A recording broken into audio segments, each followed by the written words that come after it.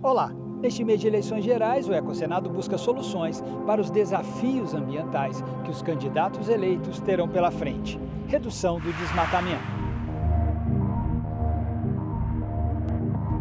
Vamos zerar os desmatamentos, a degradação dos nossos biomas. combate ao aquecimento global,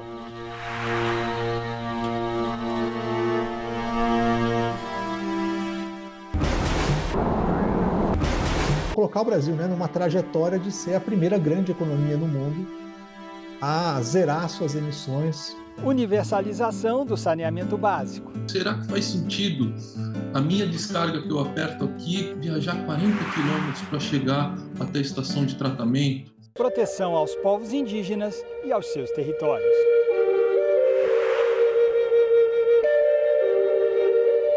Nós precisamos reconhecer que o maior conhecimento sobre a manutenção dessas florestas está com essas populações. E qual deve ser o papel do Congresso Nacional na agenda ambiental do país? O legislativo tem essa possibilidade de planejar, de desenhar a legislação, de olhar para frente, né, de ser ambicioso na colocação desse projeto novo de Brasil.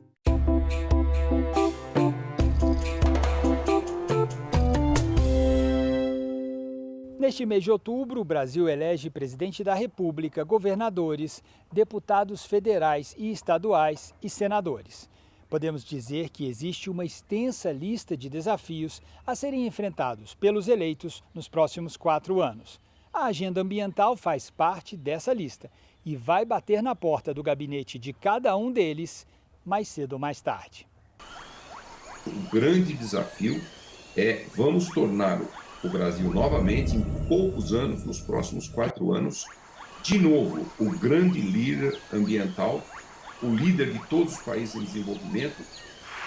Vamos zerar os desmatamentos, a degradação dos nossos biomas. Acho que o primeiro problema a ser atacado hoje no Brasil é a impunidade em relação aos crimes ambientais. Recolocar a questão ambiental no centro das discussões para o Brasil. A fuligem da floresta amazônica está atingindo a Avenida Paulista. A agenda mais crucial, no caso agora para o Brasil, é a agenda de combate ao desmatamento, porque o desmatamento é um indicador muito importante da saúde das políticas ambientais do país. Quem controla o desmatamento demonstra que tem controle da agenda ambiental.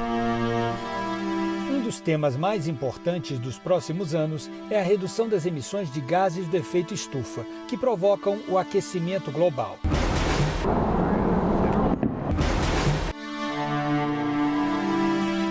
Somos o 5º maior emissor desses gases no mundo. Mas ao contrário dos países que emitem mais do que nós, onde a maior parte das emissões vem da queima de combustíveis fósseis, no nosso caso, a maioria das emissões vem do desmatamento, da agricultura e da pecuária.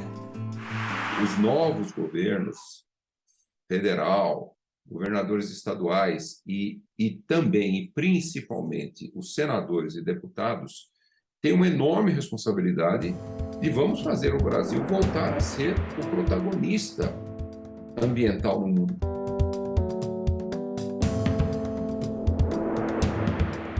Por que protagonista? Porque diferente de outros países, como China, por exemplo, onde 80% das emissões vêm da queima de combustíveis fósseis para gerar energia, no Brasil, 20% das nossas emissões vêm da queima de combustíveis fósseis para gerar energia. E mais de 70% é desmatamento e agricultura. O Brasil tem uma oportunidade de dar uma enorme contribuição na redução das emissões, né? Porque eliminar o desmatamento é algo que nós já mostramos que somos capazes de fazer, sem diminuir o crescimento econômico. Há um entendimento de que o desmatamento não gera riqueza e agrava, né, outros problemas sociais e econômicos, então combater o desmatamento é uma pauta de desenvolvimento do Brasil e ao mesmo tempo gera um enorme benefício climático, né? Então o Brasil pode colher os frutos, né, de ter uma ação climática resolvendo um problema interno que é a questão do uso da terra. Acho que coloca o Brasil numa posição de liderança no mundo e pode colocar o Brasil, né, numa trajetória de ser a primeira grande economia no mundo a zerar suas emissões, coisa que é hoje propalada e sonho de quase todos até 2050. O Brasil, quem sabe, pode fazer isso até antes de 2050. tem as questões de reflorestamento, de recuperação de áreas degradadas, recuperação de solos, tem a questão de adaptação das cidades, né, aos eventos climáticos extremos. Eu acho que a ideia, né, que tem sido falada de constituir uma governança com uma autoridade para lidar com o tema de clima no Brasil é muito importante. O que o Banco Central faz para controlar a inflação e manter a moeda, a gente precisa ter alguém fazendo a mesma coisa para o clima. Nós temos metas de redução de emissões no Brasil, e aí usa os instrumentos necessários para isso, o mercado de carbono, os sistemas de monitoramento, né, os incentivos, financiamento, regulação. Quanto mais tempo a gente demora para resolver o problema, mais caro vai ficar e mais difícil vai se resolver. E a gente está colocando essa conta, né, numa geração que não fez nada para contribuir com isso, né, que é a geração que ainda está por vir, né, que não são eleitores hoje, mas serão eleitores no futuro muito próximo. O desmatamento vem crescendo nos últimos anos. De agosto do ano passado até agosto deste ano, 10.781 quilômetros quadrados de florestas foram derrubados só na Amazônia Legal. 7 vezes a área da cidade de São Paulo. Mas o Brasil já teve uma experiência de sucesso na redução do desmatamento no início deste século e possui as ferramentas para o controle deste problema. Toda atividade que está baseada na ilegalidade, você tem que mudar a percepção sobre ela.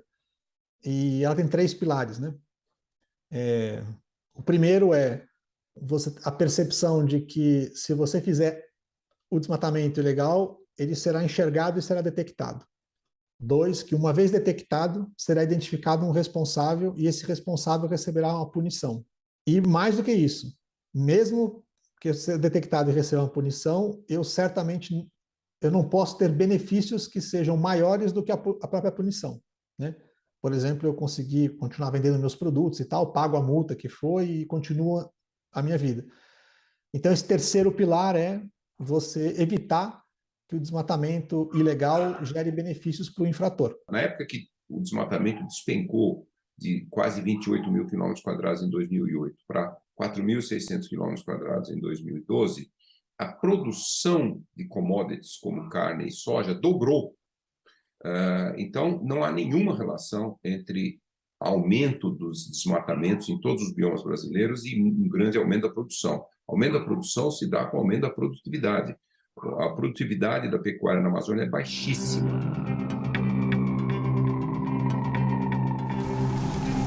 No ano 2021, por exemplo, 5% do desmatamento no Brasil aconteceu dentro de áreas protegidas. Isso é uma coisa totalmente sem precedente. Na média histórica, nunca passou de 1%. Então, por que isso está acontecendo agora? Porque tem uma sensação de que pode desmatar, porque não terá consequências se você desmatar dentro de uma área protegida. Então, esses sinais é que precisam ser muito claros. Então, se a gente tiver um sinal muito claro de intolerância com isso, a tendência é rapidamente o desmatamento diminuir, porque o desmatamento custa. O desmatamento não é uma coisa gratuita, né? Para você desmatar, você tem que investir dinheiro. E esse dinheiro, se você não tiver perspectiva de retornar, rapidamente ele se desloca para outra coisa, para outra atividade. Nós temos a floresta amazônica mais biodiversa do mundo. Nós temos a Mata Atlântica, que restou da Mata Atlântica, com enorme biodiversidade. Nós temos a savana tropical mais biodiversa do mundo, o Cerrado.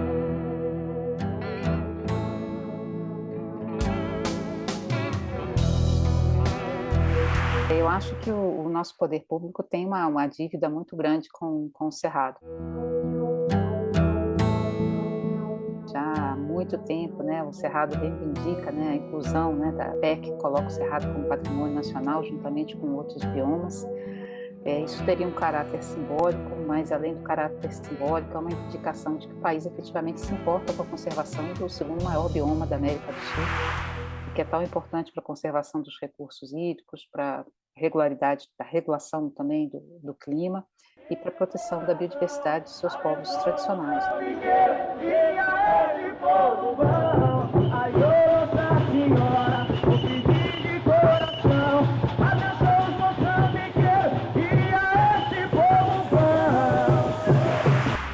O agronegócio gera divisas e assegura o equilíbrio da balança comercial, mas também destrói a natureza. No caso do bioma cerrado, por exemplo, resta hoje pouco mais de 53% da vegetação original, a maior parte destruída nos últimos 35 anos em função do avanço da agricultura e da pecuária. O meu nome é Ernst Götz, sou agricultor de nacionalidade suíça, mas já vivendo uns 40 anos aqui no Brasil. Sou cacauicultor, mas trabalhando no país inteiro, em diferentes ecossistemas, desenvolvendo agroecossistemas parecidos na sua dinâmica, no seu modo de funcionar aos ecossistemas naturais e originais. Eu estou fazendo isso desde 46 anos, primeiro na Europa, depois nas trópicas, Costa Rica, agora desde 40 anos aqui nesse país, desenvolvendo, criando agroecossistemas parecidos aos ecossistemas naturais e originais dos locais. Não igual, senão parecidos na sua dinâmica, no modo de seu funcionamento, na estratificação e no efeito dela para o ecossistema. Antes do fim da safra, começa a podar todas as árvores. Você tem 2.111 cacaueiros por hectare. Eu tenho para cada uma daqueles cacaueiros uma árvore que eu denomino como árvore-mãe. E essa árvore-mãe é uma árvore de extrato alto. Eu podo ela para ficar no osso, ficar com 0,5% ou nenhuma mais folha depois dessa poda. Isso resulta em uns aproximadamente 200 mil quilos de matéria orgânica posta em cima da terra, com composição entre madeira e folhas, etc. E essa cria por ano entre meio a 3 centímetros de terra preta. Os melhores florestas dos locais, eles reciclam por ano aproximadamente 4,5 a 5 toneladas de matéria seca. Eu, na minha plantação, somente com essa poda, eu reciclo por ano 20 a 22 toneladas. 5 vezes, sem exagerar, 5 vezes mais do que a floresta. A chamada agricultura regenerativa, que é aquela agricultura que até retira gás carbônico da atmosfera, ela mantém árvores, ela mantém muitas partes dos biomas naturais. É uma agricultura muito mais produtiva, muito mais resiliente aos extremos climáticos que já vêm ocorrendo. Eu faço tudo por processos. Então, e a capacidade de retenção de água fica cada vez mais alta. Não tem mais inundações. Não tem, mesmo com chuvas pesadas, não tem mais, como chama, água suja no rio, sempre limpo. Clima maravilhoso. A gente podia fazer isso no país inteiro. Nem 1 centímetro de terra indígena foi demarcado nos últimos 4 anos. Ao mesmo tempo, o Congresso analisa uma proposta que permite a exploração mineral em terras indígenas.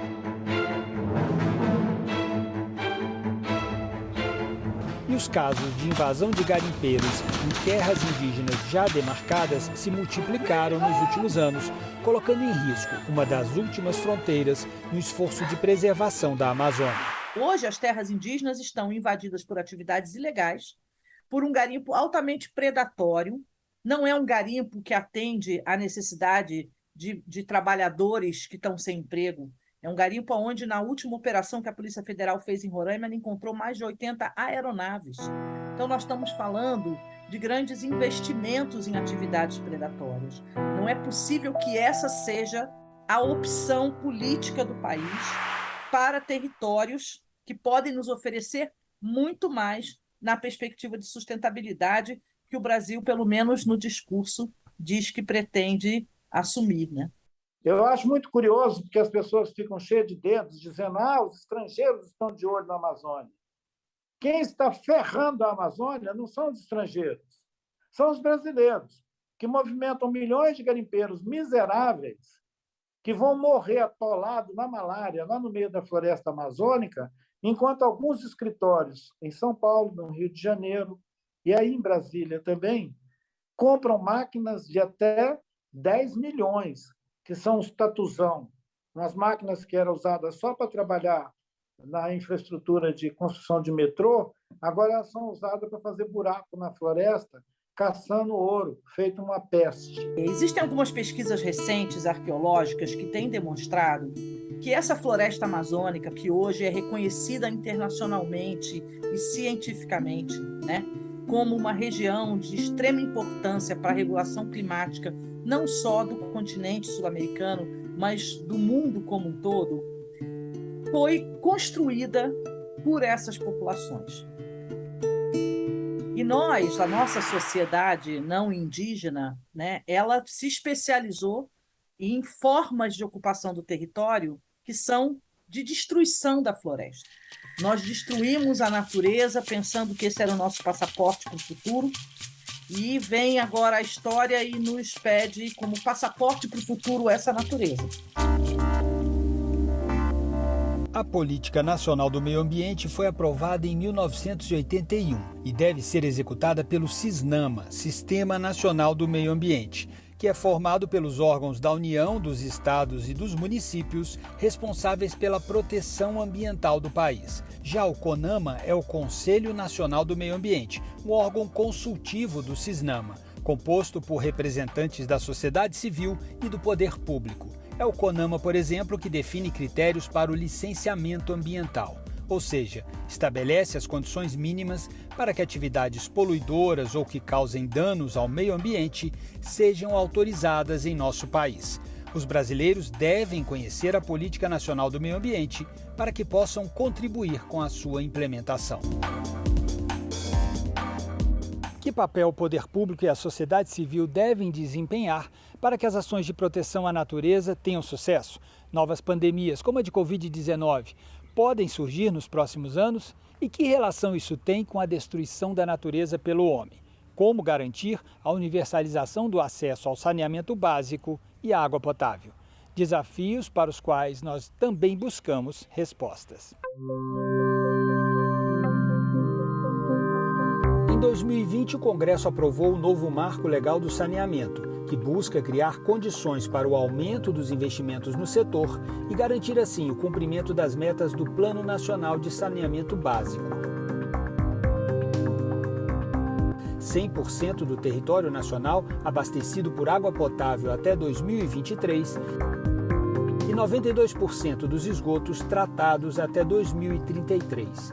Metas que, tudo indica, não serão cumpridas. A gente tem, de fato, uma nova legislação desde 2020 para o setor de saneamento básico. Ela tem, sim, como um seu plano de fundo e decorrência o aumento de investimentos privados nesse setor. Ela coloca essa meta de universalização até 2033, mas não podemos colocar todas as nossas esperanças nesse investimento privado.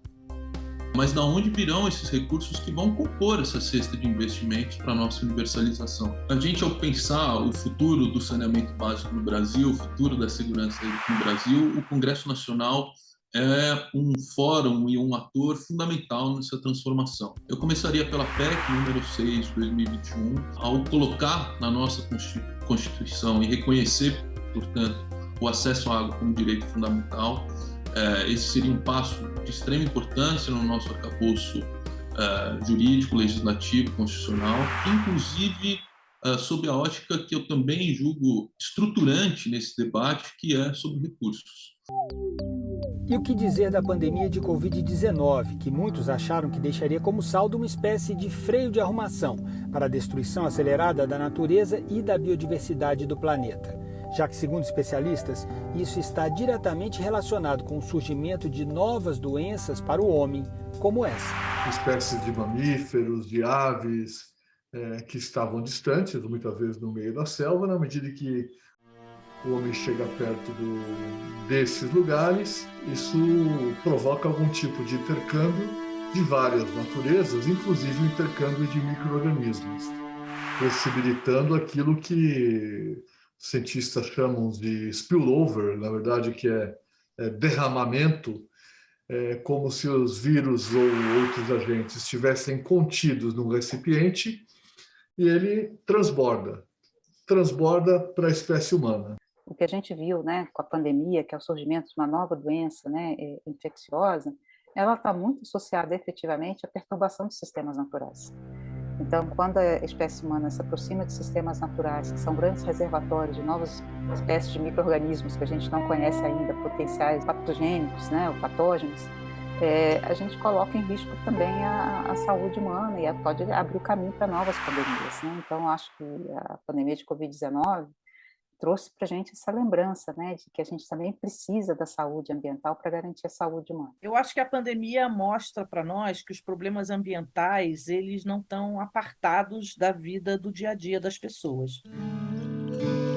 É muito provável que, especialmente a floresta amazônica, mas não só a floresta amazônica, reserve surpresas de micro-organismos que podem ser transmitidos para o homem, que só não foram, por enquanto, por falta de oportunidade. Junta-se a isso algo que vem se agravando, que é a redução da resiliência, ou seja, da capacidade da nossa população de resistir a essas possíveis agressões, particularmente com o aumento da pobreza. Muita gente come qualquer coisa, inclusive caça, inclusive comida que não está sendo bem preservada, bem conservada. São situações que podem facilitar a infecção por qualquer tipo de micro-organismo. Cada fator desses se combina com todos os demais, aumentando o risco. Então, a surpresa será se não acontecer nada.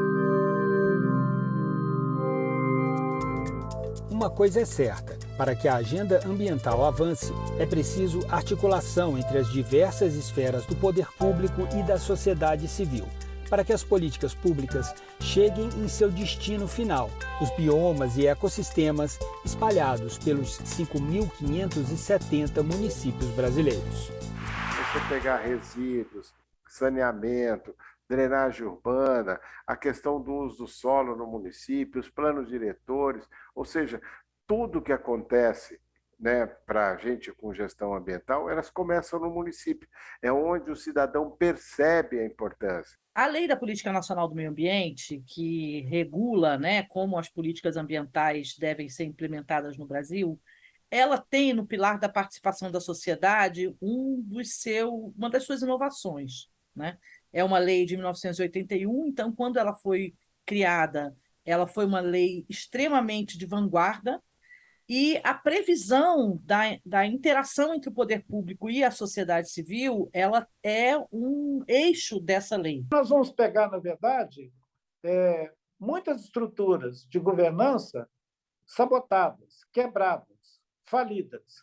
E nós vamos ter que restaurar elas para que o Brasil possa voltar a ter os mecanismos, ter os instrumentos, as ferramentas de gestão, de uma gestão pública compartilhada com a sociedade, que daí já é uma decisão política. O desafio é integrar o pequeno município, o grande, aquele que está no litoral, o que está nos biomas diferentes, no Cerrado, na Caatinga, na Mata Atlântica, na Amazônia, ou seja, todos esses municípios agora trazem cada vez mais informação e elas têm que se transformar em políticas públicas. Saneamento. O que a gente precisa inovar nesse setor? Falar de solução baseada na natureza.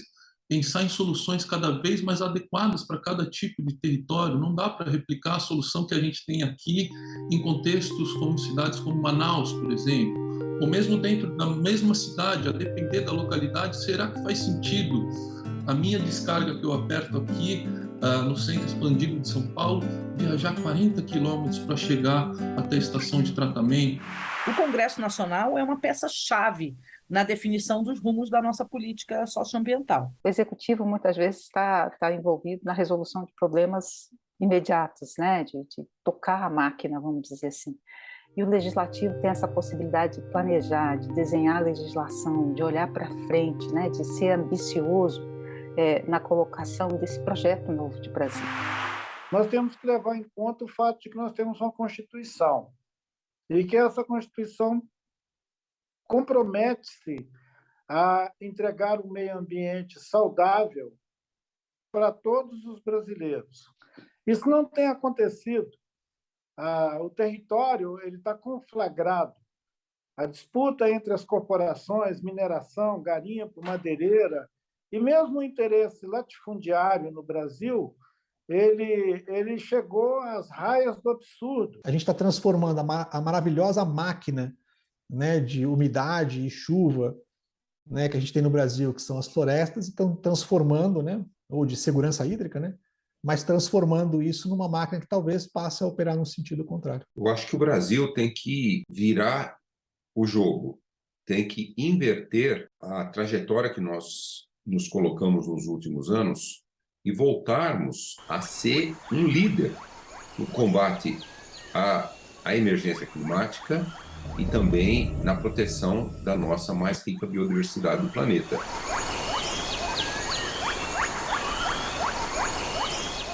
Você pode ver este programa e os outros da série na internet, no endereço senado.leg.br/TV. Até o próximo programa.